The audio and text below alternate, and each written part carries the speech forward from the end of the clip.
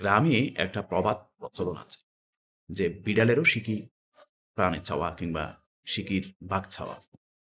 এখন বিষয়টা যেটা দাঁড়িয়েছে, ট্রাম্প হরমুজ প্রণালীর নিয়ন্ত্রণ চায়। সে একা চাচ্ছে না, সে ইরানের সাথে যৌথভাবে হরমুজ প্রণালীর নিয়ন্ত্রণ চায়।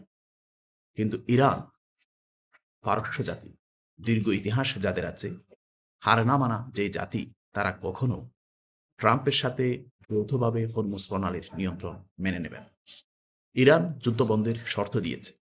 তারা বলেছে হরমুজ প্রণালীর পূর্ণ নিয়ন্ত্রণ, একই সাথে হরমুজ প্রণালী দিয়ে যে সকল বাণিজ্যিক জাহাজ কিংবা তেলবাহী জাহাজ যাতায়াত করবে তাদেরকে আবার ট্যাক্স দিতে হবে। একই সাথে তারা যুদ্ধটা এমনভাবে বন্ধ করতে চায় যাতে আর কখনো ভবিষ্যতে যুদ্ধ না হয়, এমনটা নিশ্চয়তা তারা ট্রাম্প এবং ইসরায়েলের কাছ থেকে আদায় করতে চায়।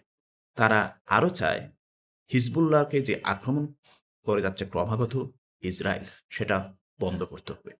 এবং সবচাইতে যেটা বড়, সেটা হচ্ছে ইরানের যে সকল ক্ষতি হয়েছে ইতিপূর্বে যুদ্ধ করতে গিয়ে, সেটা আহ, অবকাঠামোগত হোক কিংবা আহ, সামরিক হোক।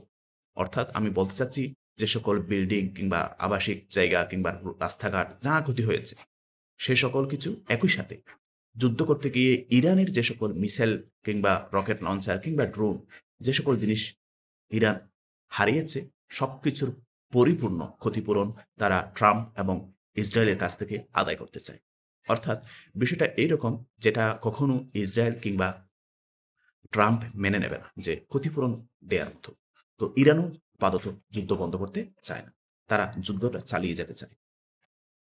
তো এখন আরেকটা বিষয় চাচ্ছে তারা, মধ্যপ্রাচ্য থেকে ট্রাম্পের যে সকল ঘাঁটি আছে, অর্থাৎ মধ্যপ্রাচ্যকে নিরাপত্তা দেওয়ার নাম করে যে সকল ঘাঁটি ঘেরে বসেছে সৌদি আরব, কাতার, বাহরাইন, কুয়েত, এই সকল দেশগুলোতে আমেরিকার যে সকল ঘাঁটি আছে, এই ঘাঁটিগুলো মধ্যপ্রাচ্য থেকে চিরতরে চলে যেত।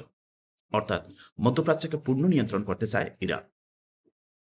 আশা করছি এই যুদ্ধে আমেরিকা ইরানের এই সকল দাবি মেনে নিতে বাধ্য হবে। মেনে না নেওয়া ছাড়া তাদের উপায় নেই। তাদের যুদ্ধের খরচ, এত পরিমাণ খরচ করার মেন্টালিটি আমেরিকার নাই, কিংবা সামর্থ্যও নাই বলা যায়। এত দূরে এসে ইরানের সাথে যুদ্ধে চালিয়ে যাওয়া কিংবা ফ্রন্ট যুদ্ধে নামা আমেরিকার পক্ষে সম্ভব নয়। তারা যা করছে সব পাগলামি করছে। অতি দ্রুত এই যুদ্ধ বন্ধ হবে এবং ইরানের ভূমিধস বিজয় হবে। ধন্যবাদ সবাইকে।